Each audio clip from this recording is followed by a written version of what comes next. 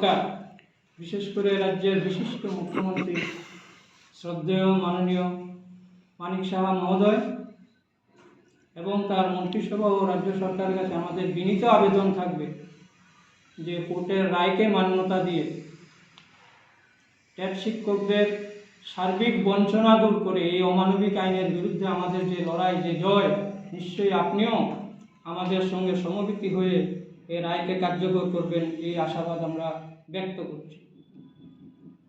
রাজ্যের মুখ্যমন্ত্রী বিশিষ্ট ডাক্তার, এক ত্রিপুরা শ্রেষ্ঠ ত্রিপুরা গঠনে তিনি বলিষ্ঠ পদক্ষেপ নেবেন এবং রাজ্যের ইতিহাসে একটা মাইলস্টোন হয়ে থাকবেন, সেই আশাবাদ আমরা ব্যক্ত করছি। পাশাপাশি আমরা এও জানাতে চাই যে কোনো ধরনের অপপ্রচার যেন না হয়। আমরা কিন্তু কোনো অবস্থাতেই সরকারের বিরুদ্ধে নই, আমরা সবসময় সরকারের পাশে আছি, সর্বতভাবে সরকারকে সহযোগিতা করতে চাই।